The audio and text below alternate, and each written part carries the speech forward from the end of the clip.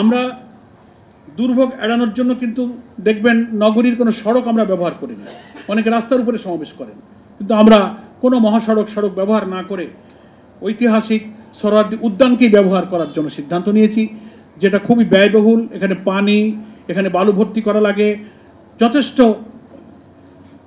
Expensive এখানে একটা মহাসমাবেশ করা। তবুও আমরা সড়ক এড়িয়ে আমরা এই ময়দানকেই কিন্তু জনসভার জন্য ব্যবহারের সিদ্ধান্ত নিয়েছি। যে সড়কে এরকম জনসভা করলে কিন্তু রাজধানী একেবারেই অচল হয়ে পড়ে। এটা আমরা জনস্বার্থে আমরা এই কষ্ট করেছি। ফলে আমরা দেশবাসীর কাছে আজকের এই সাংবাদিক সম্মেলন থেকে আহ্বান জানাবো, সরকার এবং সংশ্লিষ্ট প্রশাসন এবং যত বিভাগ আছে সমগ্র দেশবাসীর কাছে আমরা আন্তরিক দোয়া এবং সহযোগিতা কামনা করছি। বৃষ্টি মৌসুম হওয়ার কারণে বৃষ্টি হওয়ারও সম্ভাবনা আছে। আমরা আহ্বান জানাবো, সাংবাদিক বন্ধুদের কাছে বিশেষ অনুরোধ থাকবে, আপনাদের যথেষ্ট সহযোগিতা সুব্যবস্থা ওখানে আপনাদের সংবাদ গ্রহণ এবং পরিবেশনের জন্য আমরা রাখবার চেষ্টা করেছি।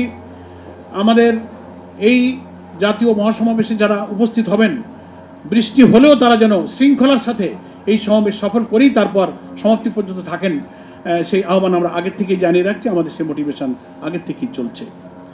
প্রিয় সাংবাদিক বন্ধুগণ এবং দেশবাসী, মোটামুটি আমি আমাদের এই জাতীয় মহাসমাবেশের উদ্দেশ্য, আমাদের ব্যবস্থাপনা সংক্রান্ত কথা এবং দেশবাসী এবং নগরবাসীর প্রতি, সাংবাদিকদের প্রতি সহযোগিতার এই আহ্বান জানিয়ে আপাতত আমি আজকের এই সাংবাদিক সম্মেলনে আমাদের জাতীয় মহাসমাবেশ সংক্রান্ত বক্তব্য এখানেই শেষ করছি।